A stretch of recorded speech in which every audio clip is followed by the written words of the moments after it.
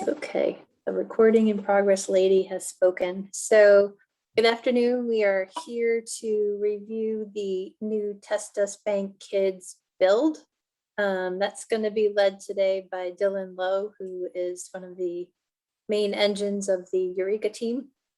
So we have a lot of people on the call from different sites. If you are not part of Test Us Bank Kids, I don't think we were going to cover anything else today. So if you want to jump off, you can, but everybody else who is going to be involved with Test Us Bank Kids, please remain on the call. Dylan will walk us through. We'll probably have a couple minutes at the end, maybe for some quick Q&A. And then Janvi, I think the plan, is there a plan for next week to do another training? Yes, so I was going to talk about this at the end, but I can also talk about it now.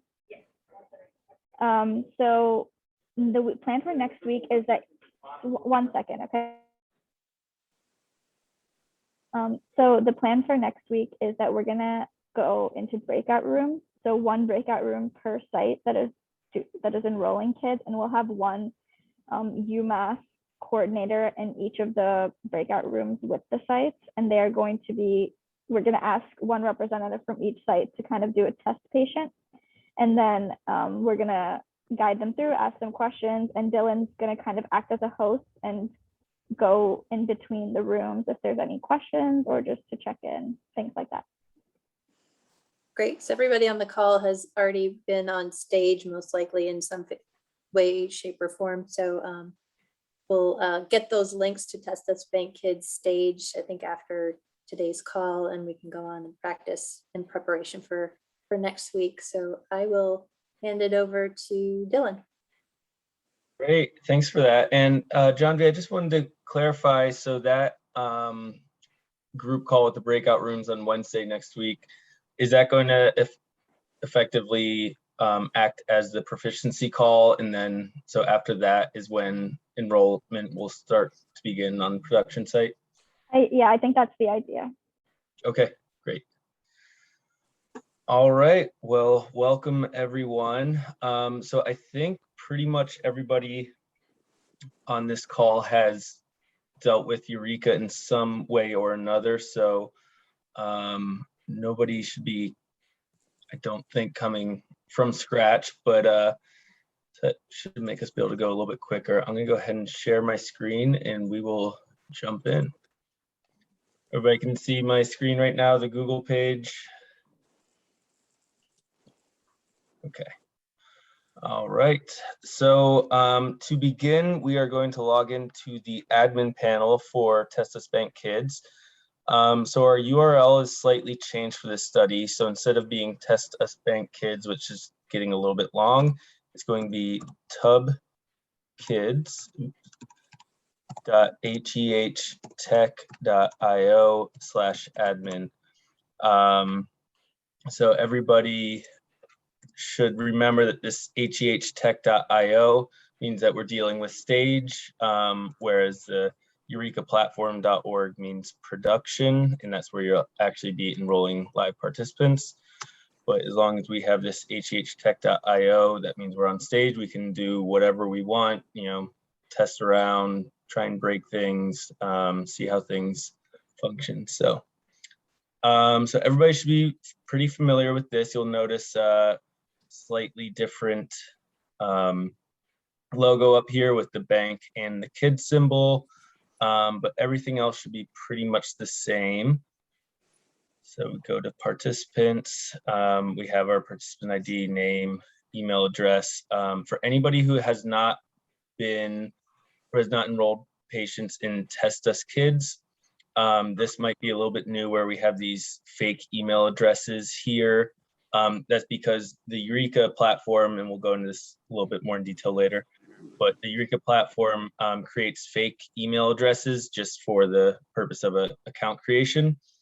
So anytime you see these big long fake email addresses, that means that it's a child account, because there's going to be both parent and child accounts in the admin panel here. And I think that's all the details we need to go into that for right now, since everybody is familiar with this. So next is the actual account creation website, which is going to be tubkids.hehtech.io. And then the slash is going to be site specific. So I believe on the call we have UMass, Hopkins, Lowell, and Iowa coordinators on. So I'm just going to pick one and we'll do Hopkins. But again, this will be different for each of your sites, and I'll send these study keys in the email or the Slack message with all the other login information. So tubkids.hehtech.io/hopkins-tubkids. And that brings us to the landing page here. So this is essentially what the participant is going to see. This is going to be the parent who's going to be logging in. And everything besides this get to the Chapa button, it's all going to be here. So we'll see if you patient were going to the contact us, they'll have the site specific contact information, frequently asked questions, etc. So we're going to go the long way. If you're doing some testing, you can press this get to the Chapa, which just bypasses the account creation process, saves you a minute or two, but we'll go through the full flow. So the parent comes into the clinic or could be doing this at home, clicks login, reads all of this, and then clicks get started. So we're going to do, and again, this is the parent number.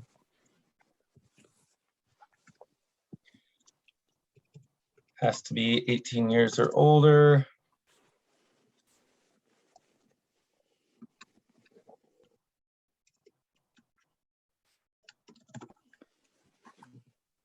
Dylan, is there a way, like if the parent was in the regular tubs, is that going to mess this part up?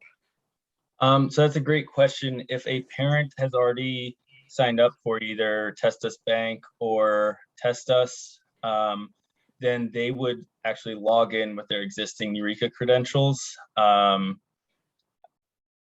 I'll show you that a little bit later. But yeah, so rather than create an account, they would just click the login button. And actually, if they did try to create an account and then sign up with their email address, it would say this email's taken, you can't do it. So that would be a good, kind of blocker for them to remember to log in or for you to remind them to log in. Great question. All right, so we're gonna join Eureka. Start to use that one. All right. So they could either add a cell phone in here or they can just click, I don't have a cell phone.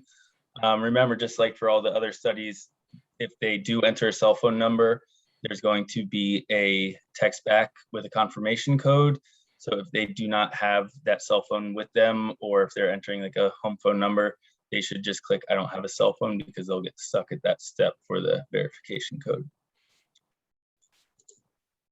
Click next. Here we get to the eligibility survey. We're gonna choose English. And so all these are pretty straightforward. Are you a parent or legal guardian who's authorized to provide consent? They must answer yes. Are you and your children currently at a testing site? They can either answer yes if they are, or if they do answer no, if they're doing this from home, it'll add this extra question that says, if requested, are you willing to bring your children to a testing center near you? So if they answer no here, they have to answer yes to this question or else they'll be deemed ineligible. We can just skip that though. Are you willing to answer short survey questions about your children's health and background? They must answer yes. Is your child willing to provide at least one sample for a standard COVID-19 test? Yes. And is your child willing to provide at least one of the samples below for COVID-19? And they must answer yes. So everything has to be a yes, except if they answer no to being at a testing site, they have to be willing to come in. And congratulations, you're eligible. The parent is going to click get started. And now this is the consent for the parent to proceed onto creating the child account.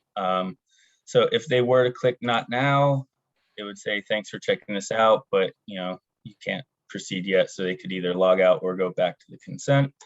They go back to the consent here. And then they'll click I agree to participate. And here we are at enroll a child in the Testus Bank Kids study. So anybody who has enrolled children in Testus Kids, this is pretty much the exact same workflow, but I know a lot of our sites have not done that, so I will go through this quickly. So they're gonna say, take the survey. Provide information for one child at a time. After you've completed the enrollment process for one child, you'll be given the option to enroll another. So first, what's your child's first name? Dylan, child 1. Child's date of birth has to be in the past. Let's submit.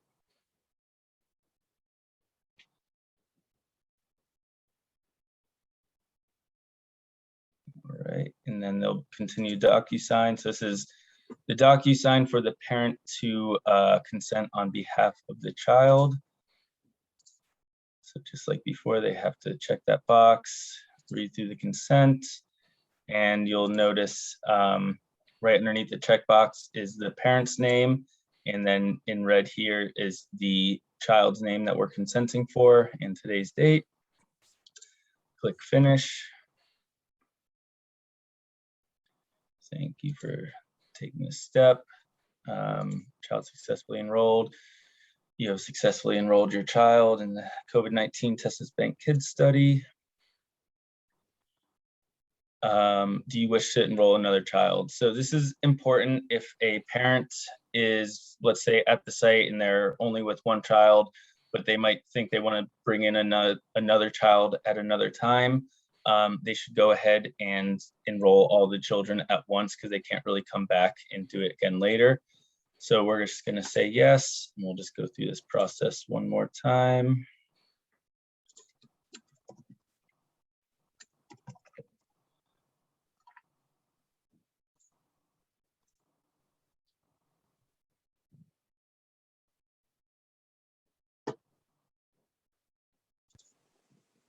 So the kids don't have to be 6 and older to qualify? We will get to that in just a second when we get into the actual child account, but I believe that is the same. That's a good question for Karen and anybody else from the IRB. Is that the same age limit we're using for Testus Bank Kids? John be shaking her head. We can confirm with the ISB. It is six or older. Great. Yeah, so then if you put a birth date that allows the kid to be younger than that, it doesn't kick it right out? No, we don't have the ability to do that from this point. That will rely on the coordinators to understand the ISP, and then when we get there is a question like that in the child account, and so we'll get to that in just a minute. All right, so do you wish to enroll another child? We're going to say no, that's it. And then the parent gets this, and the parent essentially now is completely done with the study. Well, from their account. So we're back to our admin panel. We see my parent account that I just made here, Dylan Parent Hopkins, with my email address. And then we have our 2 children accounts here. So let's go into that. Go to child 1. So we'll see we have their DocuSign for the child. This is also the parent e-consent, the associate parent account, which is Dylan Parent Hopkins. And obviously no cell or work phone number here. And this is the fake email address that the Eureka system created for the child. Next up is activity. We'll see eVisit 1 is open, but there's no actual activities here yet, and that is intentional. So let's go to coordinator forms. So now we have child accounts created, but there's no actual activities to complete yet. So first, the coordinator We'll come to coordinator forms, go to guardianship and assent, and do the guardianship documentation coordinator form. And is going to ask, what is the relationship to the child, either parent or legal guardian? If they click legal guardian, it's going to ask this additional question of, did the legal guardian of the child present documentation or verbally confirm documentation or authorization to consent to medical care? We're going to click yes and then submit. And obviously the person there either needs to be a parent or they need to verbally confirm they're authorized to give medical care. Now this form here, the Child Gateway Assent Documented Coordinator form, this is what's going to actually open up the activities for eVisit One to collect data on this child. So you'll see here, submission of the form opens eVisit One for the participant, and this can be completed via coordinator proxy data entry or handoff. So we'll get to that in just a moment. So the coordinator is going to come in, click this. So does the child agree to participate in the COVID-19 Test Us Bank Kids study? So options are too young to provide informed assent, be less than 6 years of age, yes, no, or in my opinion, the child is unable to provide informed assent for non-age related reasons. So we're going to come in here and click yes. And does the child agree to provide samples? We are going to click yes and then click submit. So from the coordinators, you need to know that, you know, if a participant is unable, doesn't meet the requirements to participate in the study, you should stop at that point and not proceed any further. But we're gonna assume in this situation that the child is able to complete these study activities. So we'll go back to activity and we'll see eVisit One. And now all of our very familiar surveys are now available to the participant. So in the past, we have had all the coordinators fill out these surveys through coordinator proxy data entry. And in this case, it would be a coordinator asking the parent and or child these questions interview style. There is another way to do it. So if we go back to participants, fill in child one, and we come over here to this handoff section over here, you can right click on that and open the link in a new tab. And I'll say, is this you, Dylan, child one, birthday? And so the purpose for doing handoff is actually handing off a device to the parent / child to complete this. So that's really important. If you are doing this interview style, you should be doing it through coordinator proxy data entry. If you are actually handing a tablet over to a participant, then you would use handoff. So we're going to pretend that that's what we're doing right now. So I'm going to say, yes, that's me.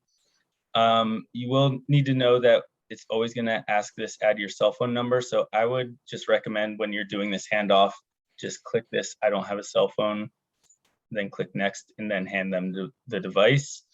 Because if they try to add a cell phone number that's already associated with the parent account, it's not going to let them proceed and just makes life difficult. So there's no reason we need that cell phone number for a child. So I just click I don't have a cell phone and then hand them the device. So now Can I stop you for 1 second? There was a couple chats here, a couple questions. I think Aga was asking, can the parent do this on their phone? So they could download the Eureka app, their phone, right? they can do all of the parent activities from their phone. They cannot do the child activities from their phone. All of this will be done either through a tablet that you're handing over to the parents, or it would be done through coordinator proxy data entry. And I see Social is on here already addressing that. So I didn't even see that, Social. Thanks. Any other questions? Take a quick.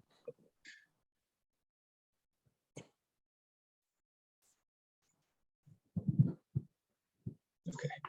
All right. So all of these surveys are very similar to what we've seen before. And just like in Test Us Kids, it's going to say, instead of what is your height, it says what is your child's height. So we'll just put in some fake information here real quick because everybody is very familiar with this.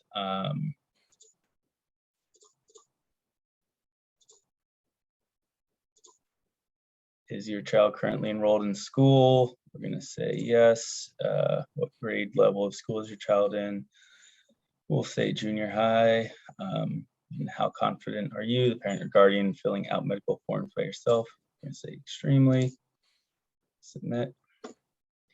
And brings us into the next survey. So just to show you a little difference here, I'm going to go back and show you how to do this through coordinator proxy data entry. So if you wanted to do these surveys through coordinator proxy data entry, just come over to that tab. See the demographics has already been done. And so we'll click on the next survey. And in this case, you'll just be asking the participant interview style all of these questions. So we're going to say no, they haven't been tested, no close contact, no symptoms. Nobody in the household has had symptoms. How many people outside of your household did you interact with? We're going to say one person. When we do that, it says approximately how many of those people were wearing masks behind the shield. We'll say that one person was. Have they received a vaccine? We'll say yes. They had Johnson & Johnson, 1 dose, and the date was yesterday. Has your child previously received any of the following treatments? We're going to say my child has never received a treatment for COVID-19, and they are not currently receiving a therapy for COVID-19.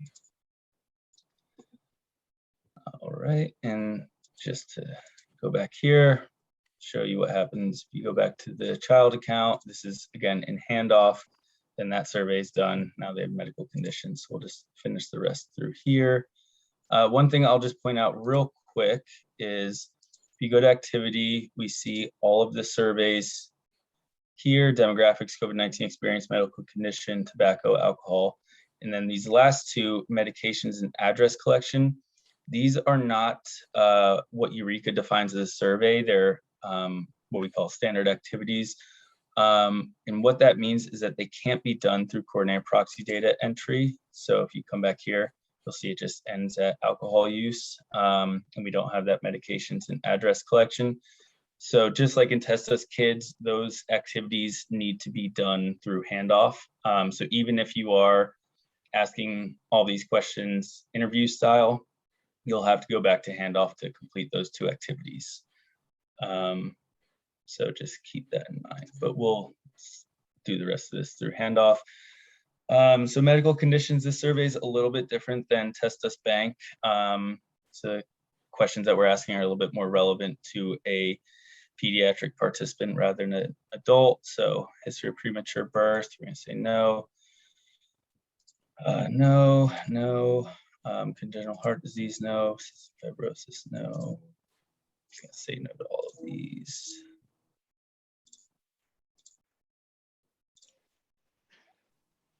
Dylan, this is Prong. I have a question about the premature birth. For those of us not familiar with pregnancy, I guess, what's the difference between the first and second option? You It mean says this one is- 32 and 07. So that's like 0 out of 7 days. So very specific. Any parent who has dealt with premature birth would likely know the different, the exact how many days they've been, they were premature. So that's what the and 6 out of 7 means. So 32 weeks, or this would be like just under 37 weeks. Oh, so that's 36 weeks and 6 days. Right. Yep. Okay, thank you. Yep. So, Prong, I don't know if it helps at all or if this is just more clarification, but basically, we consider term pregnancy to be 37 weeks. So anything before that, specifically 32 to 36 and 6/7 weeks, is preterm. Actually, there's another one for 28 to 31 and 6/7. So yeah, so basically if they had a normal birth history, like born at term, then neither of those would apply. And if they're confused, there's also this option of yes, but I'm not sure how many weeks. So, all right. Just like in Test Us Bank and Test Us, these two questions are optional, so they can continue without answering them. If they were to click yes here, there would be these additional questions, but we'll just say no, and we'll just say we don't want to answer that one. Click submit. And again, just like the Test Us Bank, your child's tobacco history is also optional, so they can just submit without answering any of that. Alcohol use is also optional. They don't need to, but if they did, there would be some extra questions. How often did your child have a drink containing alcohol in the past year? We're going to say monthly or less. This is all the same questions. We don't need to go through it right now. All right, and again, so medications cannot be done through coordinator proxy data entry, so it has to be done through handoff. If they want to add a medication, we're going to say they take ibuprofen, oral pill. They take a 800 milligram tab, one tab every 12 hours. They're currently taking, click yes, and add it. If they want to add more, they can, otherwise save and continue. Address collection, so add a new address. We're going to put in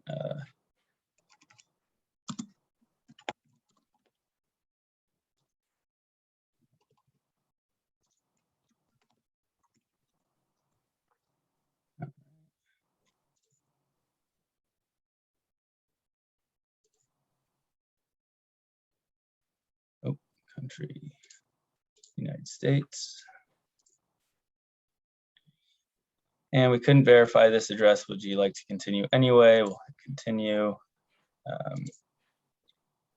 And we'll say use this address.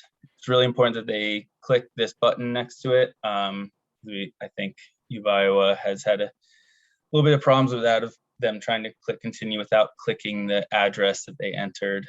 So just keep that in mind. If somebody can't proceed past this activity, that is probably why. All right.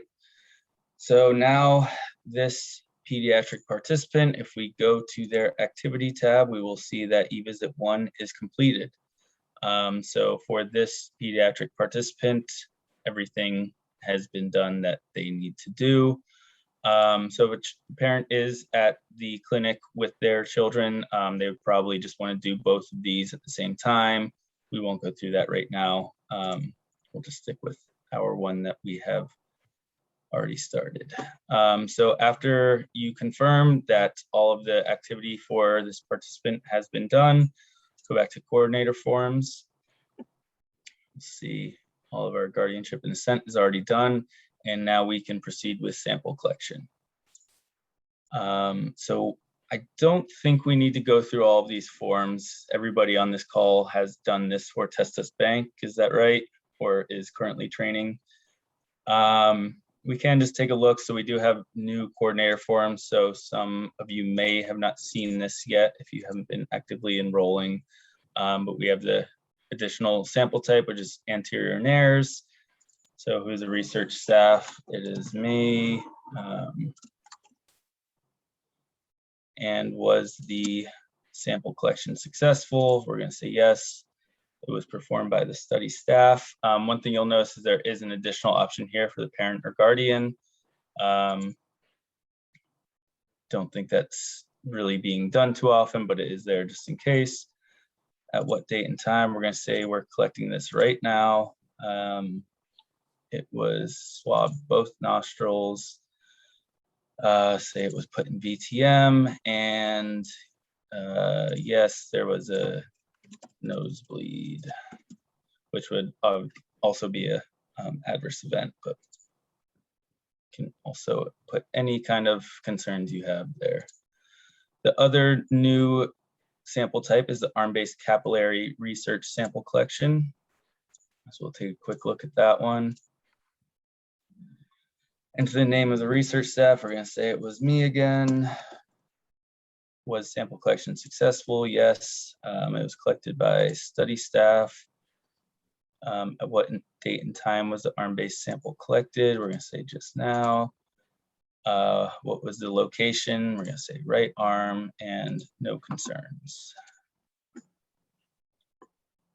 All right. So just in the interest of time, I won't go through any more unless anybody has specific questions about a certain coordinator form or wants to take a look at it one more time. All right. And the same thing goes with standard results. So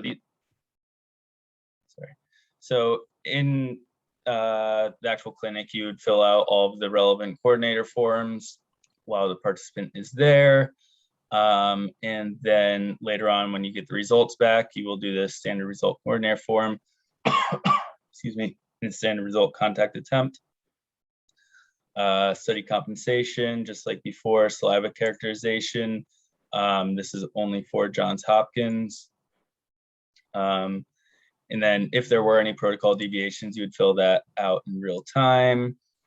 Coordinator form for corrections, all the same. The only difference here is that we have these Testis Bank Kids specific master form for corrections.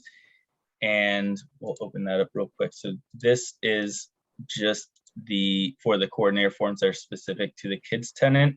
So that's the guardianship documentation coordinator form, the child gateway assent documented coordinator form, and what we're going to get to in a second, which is the Testis Bank Kids 2-week follow-up survey coordinator form.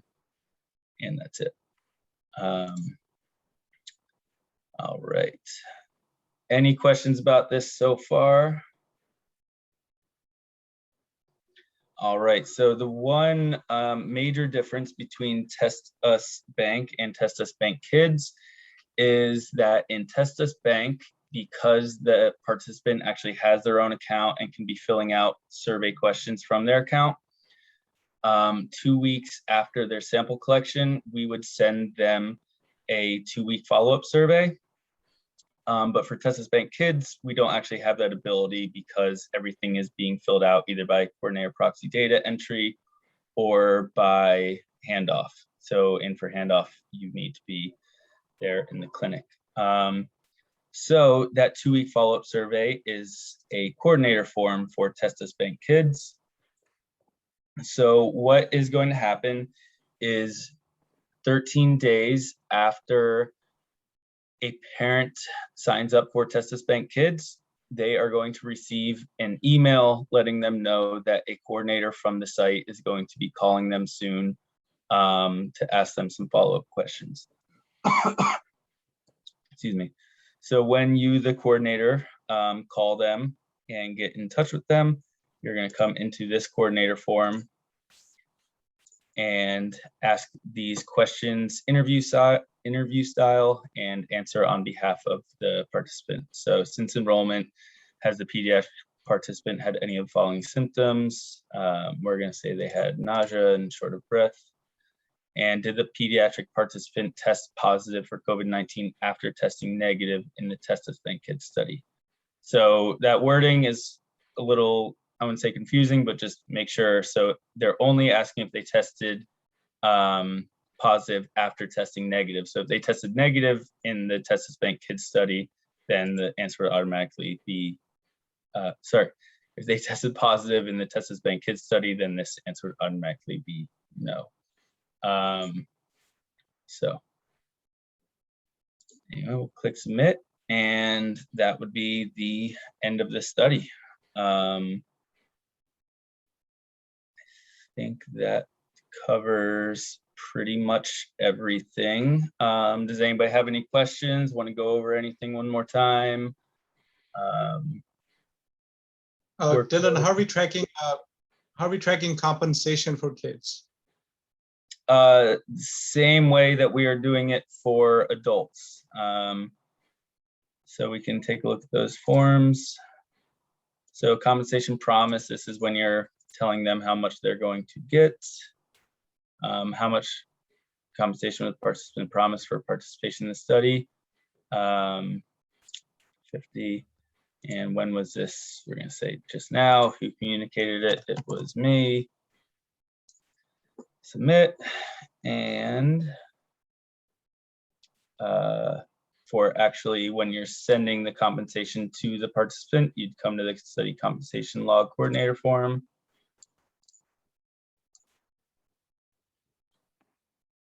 All right, so please enter the date the compensation was sent to the participants. We're gonna say doing it right now.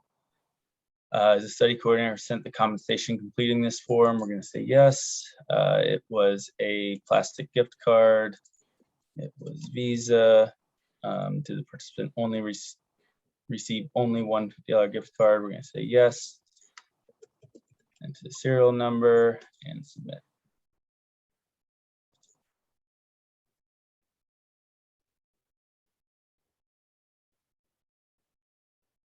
Everything look good there? Yes, thank you. I think, but Megan asked a good question. It's in the chat. I look forward to the response. Does the parent or child get the compensation? That is a great question for Janvi. I believe this is probably going to be all addressed to the parent, but I don't have the answer for that.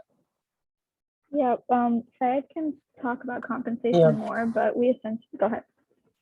Yeah, so we at UMass, the card is issued in the name of the parent, but we complete the compensation coordinator form through the kids account. So because the kids are 18, they're like 18 years, they're not 18 years old, so we have to issue the card in name of parents, and then the parents can activate the card on kids' behalf, and then they can use it. But for the compensation forms, we go in the test kids account and complete the coordinator form in the kids account. Does that answer your question? So if we were, this is Iowa, Barcy Levy, if we were doing checks to the participant, we could do a check to the child that the parent could then cash in there for them. No, I mean, so we are sending out gift cards, and the gift cards are issued under the name of the parent. The child, I mean, child's information is not entered on the Bank of America portal. So Right, I think even at Iowa, it's going to be the check will be issued under the name of the parent, and then the kids can use that money. Right, I believe for some of our other pediatric studies, we do checks to the children. I don't know, Megan or Jeanette, can you comment?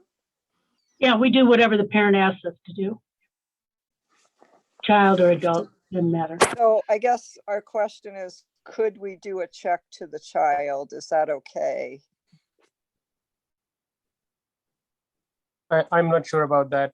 We at UMass have been sending out cards to the parents, and we have never Right, issued I cards. understand that. Yeah, I'm just Yeah, so asking. that might be a question for Karen, or we can check and let you know later. Yeah, so Barcy, this is John Broach. I can we can certainly check internally here. Check, no pun intended. Logically it would make sense, but I think probably to keep it consistent across the trial for the time being until we get clarification from our IRB, if you wouldn't mind just doing it for the parent, and then we can try to figure out if to the children would be acceptable. And if so, certainly I have no issue with it, but I want to just make sure that our IRB doesn't have any concern with it.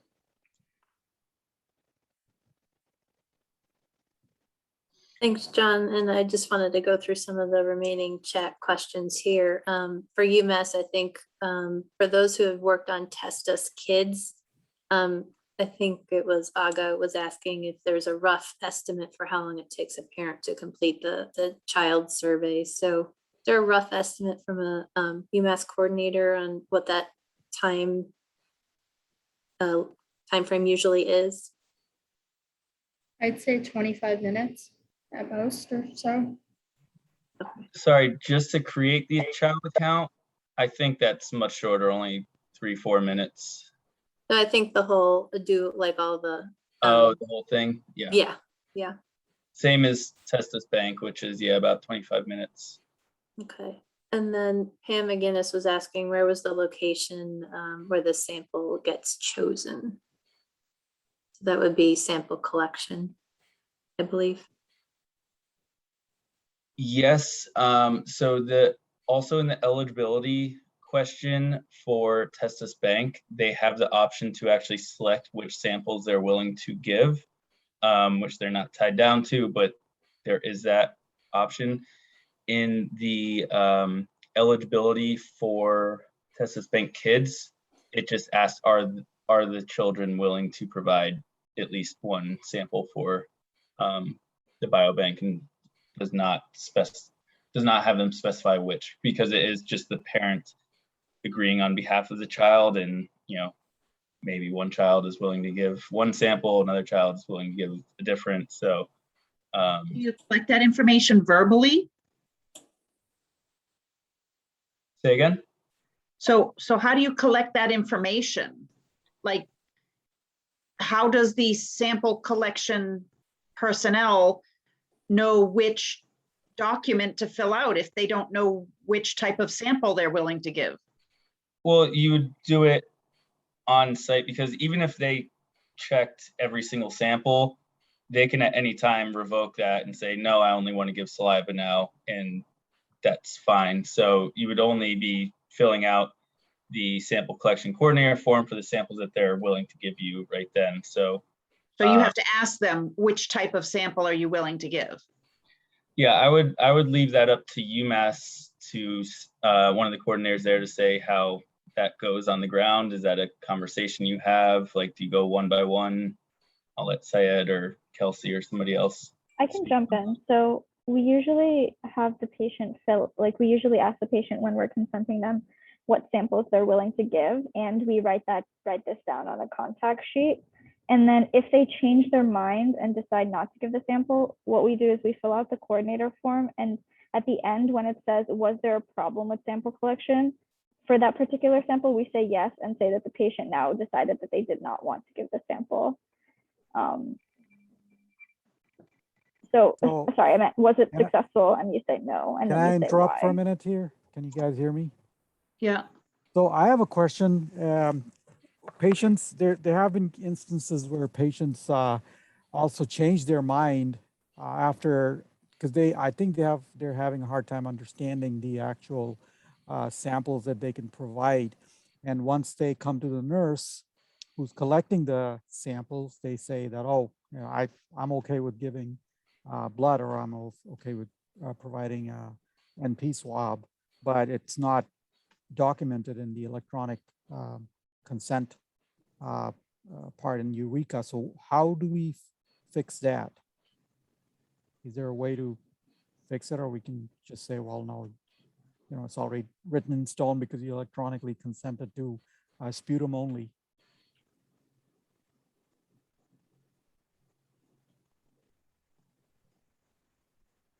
So Sharkat, are you saying if they initially consent to only sputum or saliva, but then they go back and say, actually, you know what, I'm good with blood too? Right, so right. You would need to go back and say, okay, I now consent for blood as well.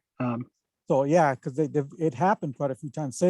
Correct me if I'm wrong, because I don't think patients realize, or participants realize that, how many samples they can provide, how many they cannot. I mean, because it can be confusing, and they come over, oh yeah, sure, I can you can take my blood. It's like, yeah, but you didn't consent for it. So what do we do in that case? So John Veer said, I don't know if you've run into this, where people you need to go back into the consent form and just have them consent separately. So to that we individual. don't. Sorry, Syed, go ahead. Yeah, so we had, I don't know about blood samples, but there were instances when someone does change their mind and want to give extra samples. And like John, we already mentioned, the only way we have been able to resolve that concern has been that once we go to the coordinator form, we enter that initially the participant did not want to give the sample, but now they've changed their mind. So we just add a note in the Eureka text box at the end. And that is how we have been recording everything. So everything that we have collected so far, even if the participant initially did not consent for it, but they changed their mind, I think we decided that as far as we're documenting it, it is we're covering all the bases. That sounds like a good plan. But in the e-consent, aren't they consenting to everything in a way? Yes, they are, because in the consent, it does mention that you can provide up to, I think there are around 6 samples. So they do consent that they have the choice of giving up to 6 research samples or 5. So they do change their mind, and we have come across the situation, and this is how we've been handling it, because we cannot go back and ask them to sign another consent, make another account while they're waiting for giving their research sample. So I think as far as they have the copy of the consent, and the consent clearly mentions that they can provide up to 6 research samples. I think it's fine to just document at the end.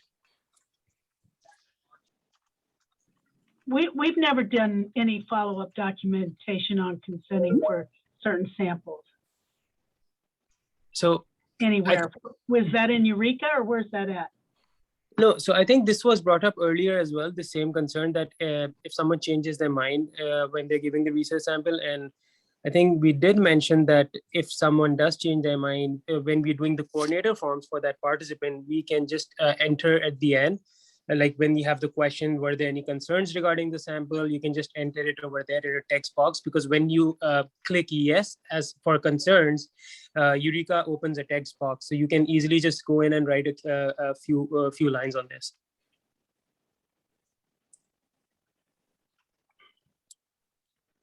Can I ask a clarification question? So are you guys pre-filling in those? Is that why you have a correction form? Yeah, go ahead. Johnny, go ahead. I was gonna say we're not like saying there's we're doing a correction form. Dylan, do you mind pulling up one of the coordinator forms for sample collection? So if, for example, if a patient says that they want to do saliva originally, and then they come up to the sample collection station and they're like, oh, I don't want to give it anymore. What we would do is, in this question where it's asked, was the saliva sample collection successful? We would say no. And then we would just explain what happened here. So even though the patient originally consented to saliva, now that they're not wanting to do it anymore, this is how we would do it. And we could do the same thing for if a patient didn't want to give a sample before and then wanted to give one. I think what we're confused about is the wording that we're using to explain the consenting process, consenting to saliva. My understanding is that they are consenting to whichever samples that they're willing to give at the time. They're not consenting to each individual sample. So yes, exactly. They're not consenting Okay. to specific samples or the other, but they are filling out in Eureka what samples they're willing to give. So that's why we have to do the coordinator form if they say in the beginning that they want to give the sample and now they don't. But it's not part of the consent form. It's just part of the Eureka form. Does that answer your question? But I don't think at Iowa, I don't think we've ever gone back and explained anything. Like if they say they want to do, blood or whatever, we're not set up for that. So we've never said not set up for, going into the coordinator form and said not set up for that.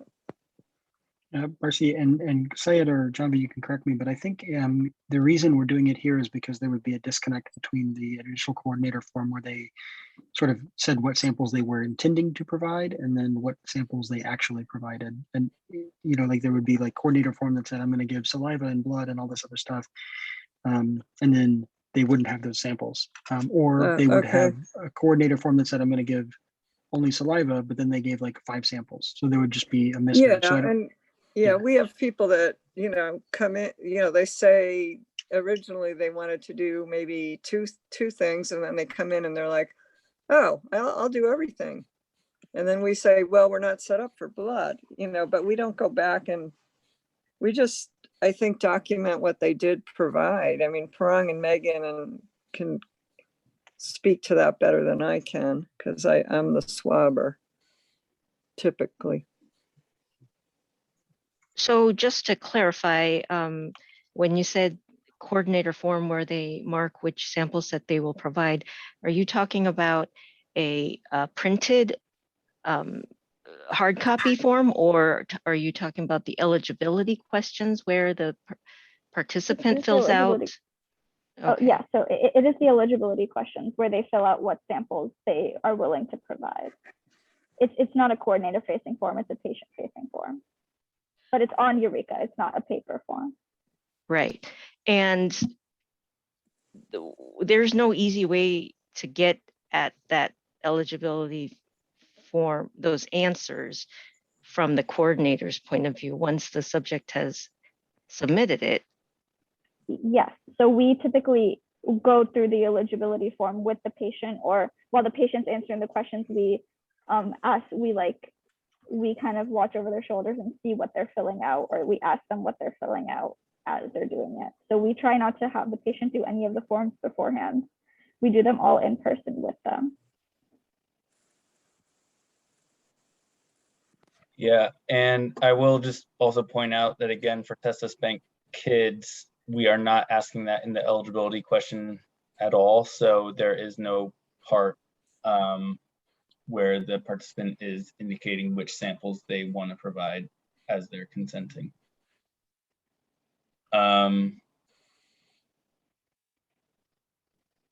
So I don't know if that alleviates the concern for Testis Bank kids or if it only raises more concerns, but any questions about that?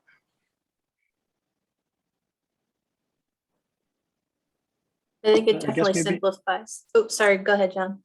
Oh, I'm sorry. Yeah, Karen, it definitely, yeah, like you said, definitely will simplify this question for Testis Bank kids. I guess my summary statement would be that it's not the end of the world if the participant eligibility survey doesn't match 100% with what samples are ultimately provided, because we're going to assume that you didn't like coerce somebody to give a sample that they didn't want to give. I think it's just, you know, sort of more complete documentation, but it's certainly not a protocol deviation or like the end of the world if they don't match, as long as, you know, as long as the patient ultimately consents to what they give, which obviously they always would. So ideally, you know, because there will be this sort of disconnect in terms of what they said they would give and what they actually gave, that documentation would help. But I don't, you know, if that's not the way your system is set up, or if it's not conducive to doing that documentation, then I think it's not a big deal, honestly. Thank you. And we've got about 5 minutes left. So there were, I think, at least two pending questions. So a couple folks wanted to, go through the 2-week follow-up survey one more time. And then Barcy's question from the beginning, if somebody already had an existing Eureka account, how would they get into Testis Bank Kids? Because they don't have to create an account. So you were saying just they go to the login. So if you could just show that real quick. Okay. All right, so let's go through this. So again, this survey is going to be 2 weeks after the participant has their samples collected. One of the coordinators at your site will call the parent, the phone number from the parent account, or email. Actually, I think it is supposed to be a phone call. Somebody can correct me if I'm wrong. And then you will ask these questions interview style. So the questions are, since enrollment, has the pediatric participant had any of the following symptoms? And you would just check off any symptoms they had, or you'd say none of the above. And did the pediatric participant test positive for COVID-19 after testing negative in the Testis Bank Kids study? So again, if the participant tested positive in Testis Bank Kids, then this is automatically no. But if they tested positive after testing negative, then they would say yes. And that's it. Any other questions about this survey? And this is the exact same survey that we are actually sending to adult participants in Testis Bank. I do have a question I just chatted in. Is there a certain number of times that we're supposed to try to reach them via phone to get the answers? It's a great question for maybe John V. Do you know that answer to that question? Sorry, can you repeat the question? So is there a Yeah, certain number of times that they should try and reach out to them via phone for the follow-up survey? We don't call them for the follow-up survey. Yeah. We call them for notifications, but not for anything else. So do you have something to add? Yeah, so for follow-up surveys, it's basically it depends on the participant if they want to go in the app and complete that on their own. We have not been following up on those surveys, and I think according to the ISP, it was not mandatory for the coordinators to call the participant and follow up on the 2-week survey. It's basically just participant if they're willing to fill up that survey. We'll have that on Eureka. But you said the kids won't have, we Yeah, won't have emails for the kids and they won't have cell phone numbers. So how is that survey delivered? Are you saying you don't even care about the survey then? That you don't want the answers? so this is something that is new for Testus Bank Kids. And this was discussed with Alok early on when we were designing this study. And yeah, we decided that the only way to do this is by coordinators on the ground calling the participants. So I don't know off the top of my head what is described in the ISP regarding this, but that's Right. So John V just said, John V, didn't you just say you're not, or are you just saying for the adults, you're not calling anybody, that you will be calling the children, parents? I'm not sure if we have a plan in place to call the kids or not, but we have not been calling the adults for Testus Bank. I'm not sure if Syed or somebody else I agree with that. something to add. Dan might, Dan, sorry for putting you on the spot. Do you have any update on that? Because we did bring this up earlier about following up at 2 weeks with the participants. So is there anything that you would want to add here? Okay. I was just going to say that we'll reference the ISP and obviously, address it if there is a need. So I'll follow up with Dr. O'Connell, who's the investigator on this study, and we'll work through that and get back to you. We can answer that question at the call next week. And one other point I might make is if a child may test positive in the Testus Bank, but basically have no symptoms at the time we test them. So I feel like that second question, I know they're probably already built, doesn't entirely make sense. So like they could test positive or negative on the TUB study and yet still develop symptoms in the 2-week interval, regardless of which way they test. They could test positive and have no symptoms, then develop symptoms, or they could test negative and then in the intervening, like you're planning, develop symptoms. So it seems like that upper part should be filled out regardless. In the 2 weeks since your child participated, did they develop any of these? I don't know, maybe I'm not understanding the question. So when I said that this answers automatically no if they tested positive in Testus Bank Kids, that's not relevant for the first question. So this is exactly okay. Unless John V. But Sorry, go ahead. So then go to the second question. Okay, so since enrollment, did any of these things happen? So if on the day of the enrollment, they have sore throat, congestion, fever, and they don't have it anymore at 2 weeks, are we supposed to put down they have those or no? My Like if it's- interpretation, oh, go ahead. Sorry, Dr. Bush. No, go ahead. Yeah. I was just gonna say, my interpretation is that this question is asking, since they enrolled in any time between the 2 weeks, even if they don't have the symptoms in that current moment, if they've had any of these symptoms in the last 2 weeks since they enrolled. That's what the question is asking. If they had those symptoms on the day of enrollment and then they got better, we're still supposed to check off the ones they had? Or do we already have that information from another question? I think since they continued to have those symptoms in the past 2 weeks, you can list those again, but you won't be filling, right, okay, yeah, so Yeah. you would just list those symptoms again.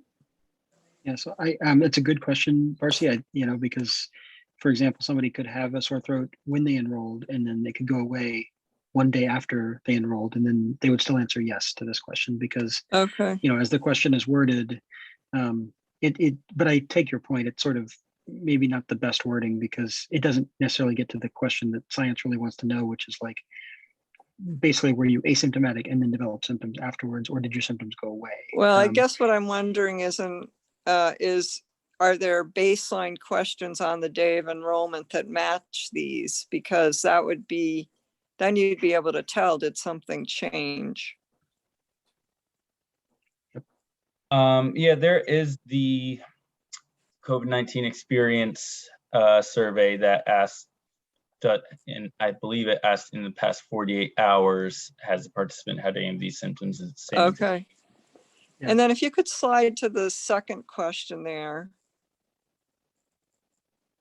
So if they tested positive in the Test Us Kids study, we're automatically supposed to put no? I guess my brain is like trying to wrap my head around this question. That is my interpretation of this question. So I guess the way I would interpret it is, and I'm trying to make sure I answer the question, Marcy, that you're asking. So my interpretation would be if you call this person at 2 weeks, or they fill out the survey at 2 weeks, and their test was negative when we tested them for with Tub Kids, did they then become positive afterwards? Like in that 2 week period? Like were they tested again and become positive? Okay, and so should there be a not applicable there? Because if they tested positive in the Test Us Kids at the beginning of the 2 weeks, then the answers here really aren't applicable because they tested positive initially, right?